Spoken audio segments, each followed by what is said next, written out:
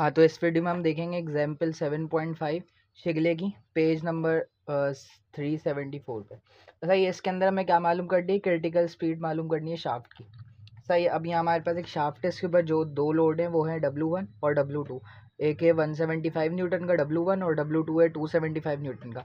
Total shaft की length है 775 metre और इसका W1 का डिस्टेंस है एक एज से 175 और W2 का डिस्टेंस है दूसरी एज से 275 मीटर।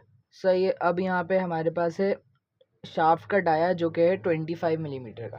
सही है, तो अब हमने सबसे पहले इसकी जो ना, हमें पता है क्या है, क्रिटिकल स्पीड के दो मेथड्स हैं, एक रेले और एक डंकर्ली इक्वेशन। सही है, तो उसकी मदद से हम निकालेंगे। अच्छा, पहले इसका इन्फ्लुएंस कोफिशिएंट वगैरह निकालना पड़ेगा। अब हमें पता है उसके लिए हमें क्या चाहिए होता है, ये इन्फ्लुएंस कोफिशिएंट का फॉर्मूला है ना, ये सिग्मा आई जे करके। तो इसके अंदर सबसे पहले 6 EIL निकाल लेते हैं हम। सही है, अच्छा इसके अंदर हमें मटेरियल दिया गया है, तो इसका जो सिग्मा थी वो थी 207 मेगापास्कल। सही है, तो इधर से ये हमने ले लिया 6E। अच्छा, आई के लिए हमने क्या करा, आई हमें पता है शाफ्ट क्या है, सर्कुलर शाफ्ट है। सही है, तो पाई डी की पावर 4/64 इसका आई आ गया, तो हमने डाया पुट करा, यहाँ से आई आ गया। अब 6EIL। सही है, लेंथ हमें पता था 775, तो यहाँ से हमारे पास आ गया 18.5 एक्सपोनेंट 12 न्यूटन मिलीमीटर क्यूब। सही है, तो हम यहाँ पे इन्फ्लुएंस कोफिशिएंट निकालेंगे। अच्छा, हम इन्फ्लुएंस कोफिशिएंट का हमें पता है क्या, सिग्मा 11 सिग्मा 22 सिग्मा 21 और सिग्मा 12। सही है, तो सिग्मा 21 और 12 सेम होंगे। सही है, तो हमें तीन निकालने हैं यहाँ पे, सिग्मा 11 सिग्मा 22 और सिग्मा 12, या कह सकते हैं सिग्मा 21।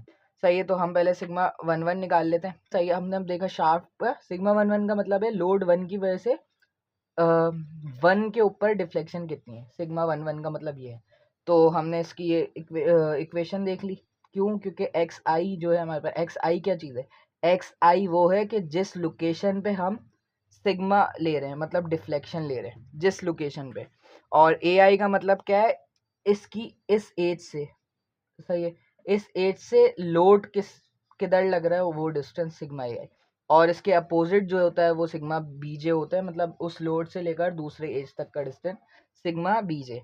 सही है, अब हमने यहाँ पे फॉर्मूला लिया बीजे सिग्मा एक्स आई और ब्रैकेट में एल स्क्वायर माइनस बीजे स्क्वायर माइनस एक्स आई। सही है, हमने ये जो डिस्टेंस है एक्स आई और ए आई सेम है, क्योंकि हमने क्या लिया है, लोड 1 की वजह से .1 पे क्या डिफ्लेक्शन है, तो एक्स आई और ए आई बराबर हो जाएंगे। तो हमने यहाँ पे सिग्मा 11 निकाल लिया जो कि आया 0.00119। सही है, अब हमने निकालना है सिग्मा 22। इसका मतलब क्या हुआ, सिग्मा 22 का हमें लोकेशन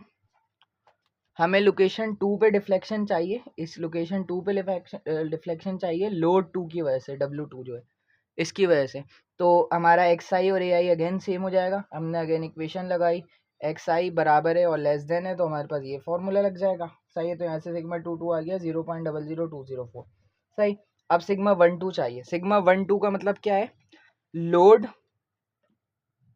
2 पे हमें 2 की वजह से डिफ्लेक्शन देखनी है, लेकिन 1 पे, 1 मतलब लोकेशन 1 पे, इधर जहाँ पे लोड 1 लगा हुआ था, लेकिन हमें डिफ्लेक्शन किसकी किसकी वजह से चाहिए, लोड 2 की वजह से। सही है, तो यहाँ पे एक्स आई जो है वो हमारे पास ये होगा 175, जबकि ए आई हमारे पास होगा लोड 2 तक का डिस्टेंस, जो कि डिफरेंट होगा यहाँ पे।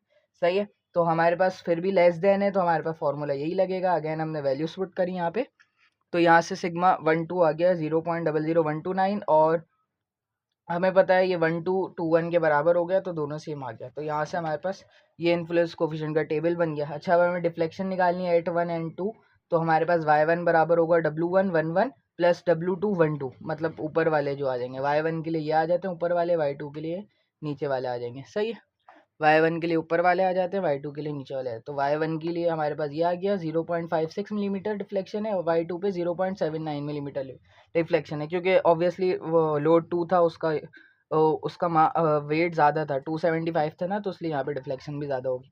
अच्छा, क्रिटिकल स्पीड निकालते हैं हम, पहले निकालेंगे यूजिंग रेले इक्वेशन। तो रेले इक्वेशन ली, अब यहाँ पे हमारे पास क्या है, G into summation of W I into Y, मतलब डब्ल्यू आई वाई है, मतलब हमारे पास लोड कितने दो हैं तो ये दो निकलेंगे, W1 Y1 और W2 Y2, सही है, इनका समीशन होगा। तो हमने अगेन वैल्यूज पुट करी यहाँ पे, तो यहाँ से हमारे पास आ गया 315.3 और इसके डिनोमिनेटर में ये WI का स्क्वायर, तो यहाँ पे हमने बस इसको y को जो है स्क्वायर में कर दिया, तो यहाँ से आ गया 226.5 न्यूटन मिलीमीटर स्क्वायर। अब हमने ये वैल्यूज पुट करी। अच्छा, ये ग्रेविटी है ना, हमने यहाँ पे लेनी है 9.81 नहीं लेनी क्योंकि वो मीटर होती है, हमें जो है ना स्क्वायर लेनी है, तो इसलिए 9810 हो जाएगी, सही है। तो यहाँ पे हमने वैल्यूज पुट करी, यहाँ से ω1c जो आ गया 107 रेडियन पर सेकेंड, सही। अब हम देखते हैं बाय यूजिंग डंकर्लीज इक्वेशन, तो यहाँ पे हमारे पास 1/ω1c का स्क्वायर है, सही है। तो इस ये बराबर होता है समीशन ऑफ I1 से लेकर n तक, मतलब हमारे पास लोड दो है तो हमारे पास दो ही वैल्यूज निकालनी पड़ेगी। ये हमने इक्वेशन को ओपन कर दिया, σ11 का स्क्वायर और σ12 का स्क्वायर। अच्छा, अब 1 किसके बराबर होता है हमारे पास, m1 σ11। अच्छा, हमें पता है वेट किसके बराबर होता है mg के, तो m किसके बराबर हो गया, वेट अपॉन ग्रेविटी के, सही है। और ये σ11 एज इट इज रहा। अब यहाँ से हमने इसका स्क्वायर था और इस वैल्यू को लेना, तो हमने इसको रूट में लिख दिया और g की जगह अगेन 9810 लिख लिया, और ओमेगा वेट हमें 1 दिया हुआ था, डिफ्लेक्शन हमने पहले निकाल लिया कोफिशिएंट, सही है।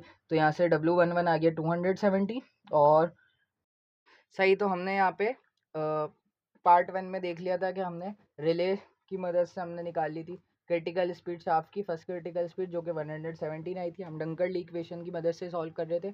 तो हमने यहाँ पे जो है ना 1/ω1c² निकाल लिया था कि किसके बराबर होता है समीशन ऑफ I1 से लेकर n तक, क्योंकि हमारे पास दो लोड है तो सिर्फ दो वैल्यूज निकालनी पड़ेगी, एक 11 और एक 12। तो यहाँ से हमने 11 निकाल लिया। अच्छा, अब ये किसके बराबर है, m और डिफ्लेक्शन इन्फ्लुएंस कोफिशिएंट 1 के। अब हमें मास पता है किसके बराबर होता है, W बराबर होता है mg के, तो मास बराबर हो गया W अपॉन जी के, तो हमने यहाँ पे W1 अपॉन जी लिख दिया क्योंकि मास 1 था।